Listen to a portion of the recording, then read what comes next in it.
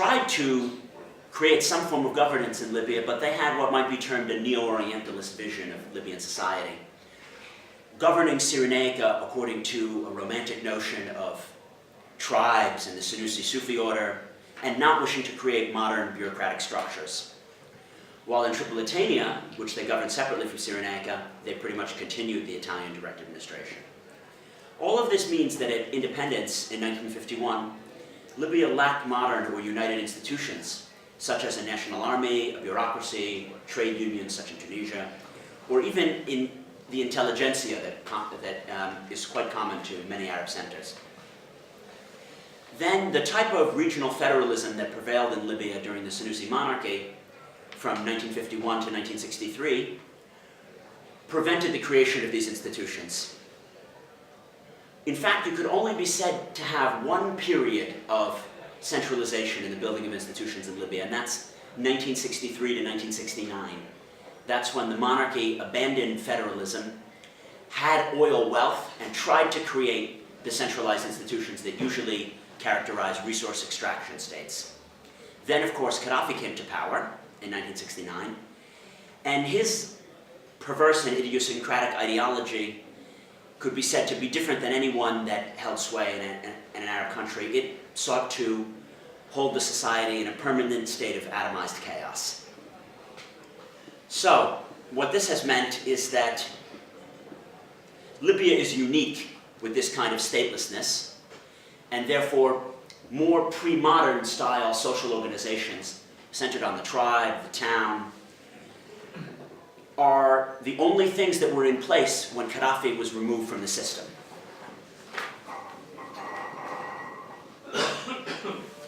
Investigating how does this issue of communal solidarity or local institutions play out, I took a commission from the Atlantic magazine to go to the Berber area in Libya's northwest, the Jabal Nafusa. And I encountered a fascinating range of opinion there that puts the lie to the myth that each community is simply closing ranks internally and fighting it out with its neighbors. On the one hand, I met optimists who would say to me, Jason, as soon as we have a constitution, Libya will be the next Dubai. I didn't, of course, point out to them that Dubai has no constitution. I met community activists who would tend to be the most extreme and say things like, there's an Arab conspiracy to deny us our culture. The reason they want to make Arabic the official language of the country is so that our community will lose its own sense of identity. I'm very much in support of the Berber congressmen who've withdrawn from the General National Council. We should boycott the constitutional process, and we should use force to get our rights met. But on the other hand, I also met pragmatists.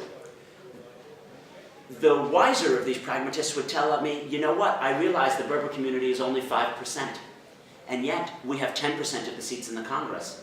Not only that, the president of the country is a Berber. I guess it's pretty selfish for our representatives to boycott the General National Council. But, you know, it's probably a game of chicken. They're just trying to extract more concessions from the government. Now that's the narrative that you need to understand. Every community sees an opportunity to extract more from the government. And the way it does this is playing on the specter of an evil central government that's simply a continuation of Gaddafian misrule. And therefore the only remedy is for the local authorities to take matters into their own hands. The most important example of this is not in Berber land, as it were, in Jabal Nafusa. The big issue is in Cyrenaica, because Cyrenaica is more than 50% of the land area of the country and has about 80% of its oil resources. This zero-sum discourse tells Cyrenaicans, we were disadvantaged under Gaddafi. Now is the time to use arms to take more, to take back what is ours. Ironically, of course, the government tried to head this off at the pass and say, we'll give each of the regions equal representation, even though the Cyrenaicans are only 22% of the population. And yet, when you talk to Cyrenaicans, they say, we're disadvantaged. We don't care if we have equal representation. Look, we have a bad deal. This would be as if, in the US Senate, the Wyoming senator stood up and said, I think it's unfair that we have 2 seats and the Californians have 2 seats. Wyoming is so much more disadvantaged than California. It doesn't matter that they have 10 times the population. We should have more seats. And yet, the way that the government responds to these demands is with greater attempts to placate the minorities and every regional group. In fact, my analysis is that the government has voted away all of its power. In the question and answer, because I'm taking a little more time, I can talk about what I might say the three paradigms for how to deal with a weak central government which is unable to govern the country. The one is decentralization, which is what I advocate. The other is federalism, which I'm a strong opponent of.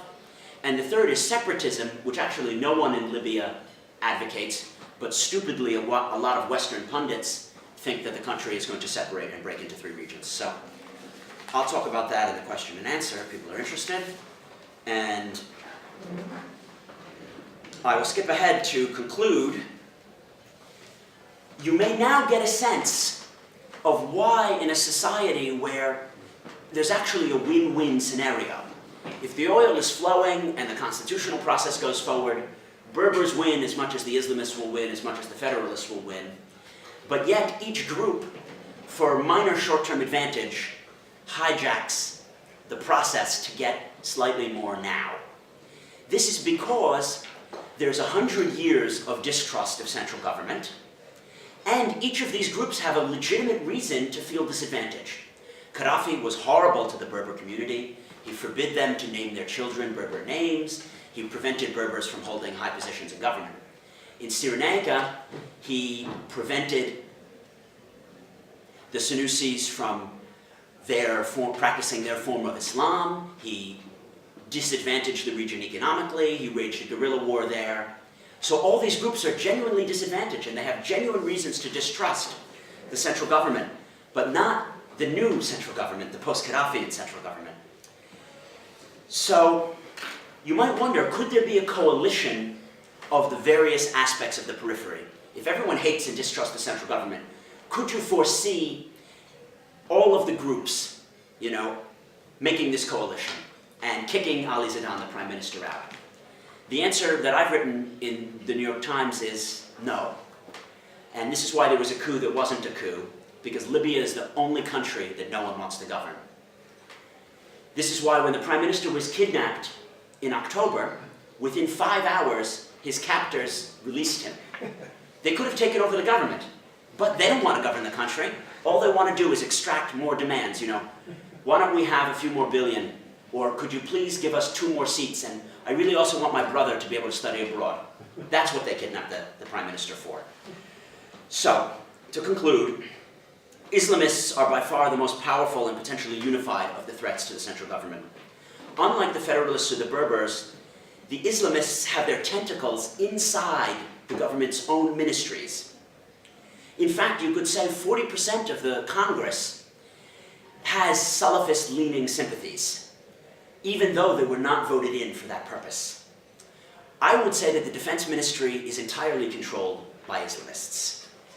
The Interior Ministry is, of course, controlled by yet another rival militia, the Zintanis.